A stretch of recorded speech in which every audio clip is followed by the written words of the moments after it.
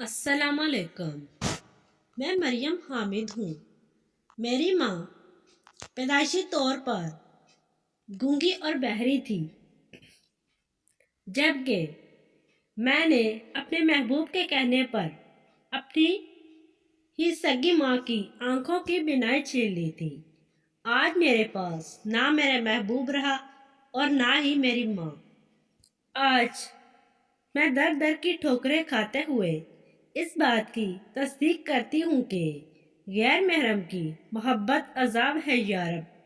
میں مریم حامد پنجاب کے شہر سرگودا کی تحصیل بحریہ سے تعلق رکھتی ہوں۔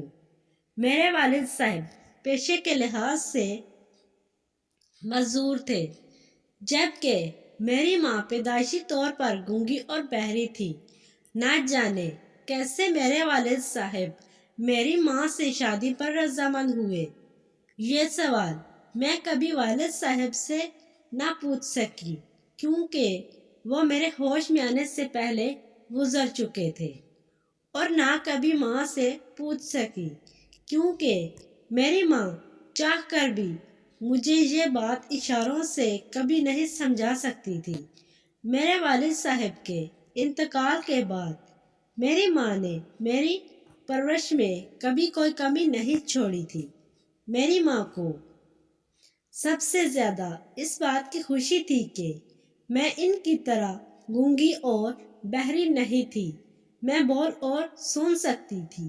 مجھے مکمل بنانے پر میری ماں ہر وقت اللہ تعالیٰ کا شکر گزار کرتی رہتی تھی، اور مجھے بھی اللہ کا شکر ادا کرنے کا کہتی رہتی تھی، خاص طور پر جب میں قرآن پاک پڑھ کر آتی تھی تو میری ماں مجھ سے اللہ کے حضور سجدہ شکر ضرور کرواتی تھی۔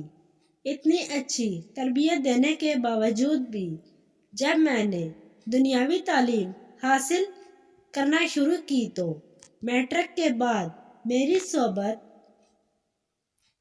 بری لڑکیوں سے ہو گئی، اور پھر میں نے لڑکوں سے دوستی کر دی۔ پھر وجاہت نامی ایک لڑکے سے دوستی کے بعد مجھے محبت ہو گئی۔ آج کے دور کی محبت، اور وہ بھی غیر محرم سے محبت۔ جب میں وجاہت کی محبت میں اچھی طرح ڈوب گئی تو میل ملاقات شروع ہو گیا۔ وجاہت کا جب ہمارے گھر آنا جانا شروع ہوا تو محلے کے لوگوں نے اعتراض کرنا شروع کر دیا۔ بات کسی نہ کسی طرح میری ماں تک بھی پہنچ گئی۔ میری ماں نے اشاروں کنائیوں میں مجھے ڈانٹا بھی،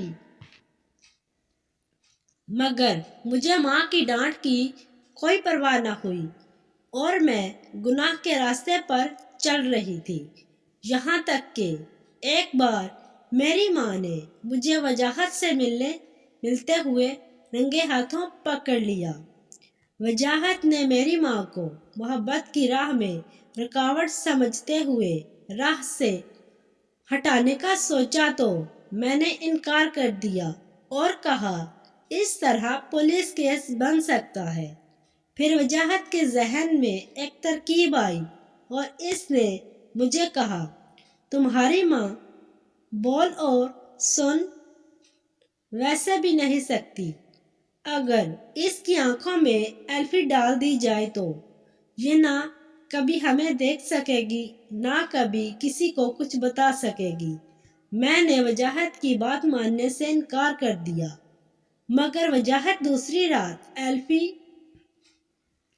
اور آنکھوں میں ڈالنے والے قطرے لے کر آ گیا، اور میں نے ایک غیر محرم کی محبت کی خاطر اس غیر محرم محبوب سے مل کر اپنی ہی سگی ماں کی آنکھوں میں بینائی چھیننے والے قطرے اور ایلفی ڈال دی، اور وجاہت نے میری ماں کے منہ کے آگے ہاتھ رکھ لیا تھا کہ میری ماں زیادہ بلند آواز میں آہ بکا نہ کر سکے۔ کچھ وقت کے بعد درد کی شدت سے میری ماں بے ہوش ہو گئی، اور پھر صبح ہوش میں آئی۔ تب تک سب کچھ ختم ہو چکا تھا۔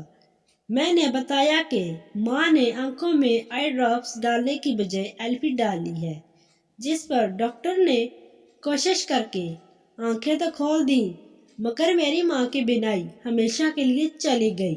ڈاکٹر نے بہت سارے علاج اور ڈاکٹرز بتائے، مگر مجھے ماں کے علاج سے کوئی غرض نہ تھی۔ میں راہ راست سے مکمل بھٹک چکی تھی۔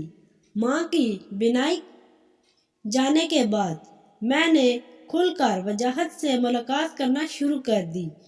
اب کی بار محلے والوں نے بھی مجھے سختی سے روک دیا اور وضاحت پر محلے میں آنے پر پابندی لگا دی۔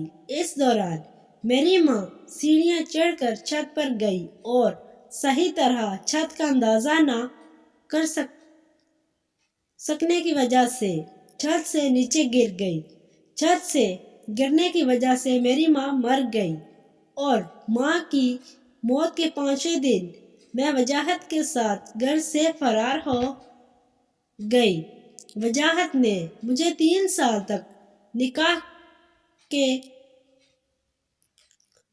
بنا نکاح کے اپنے ساتھ رکھ لیا اور پھر مجھے یہ کہہ کر دھتکار دیا کہ جو عورت غیر محرم مرد کی خاطر اپنی سگی ماں کی بینائی اور زندگی چھین سکتی ہے، وہ عورت کسی اور سے محبت اور وفا حق نبھائے گی۔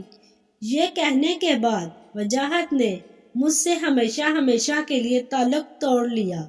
میں چاہ کر بھی پھر کبھی وضاحت کو نہ ڈھونڈ پائی اور آج بھی لاہور کی سڑکوں پر سارا دن بھیک مانگتے ہوئے ماں اور محبت کو ڈھونڈتی رہتی ہوں۔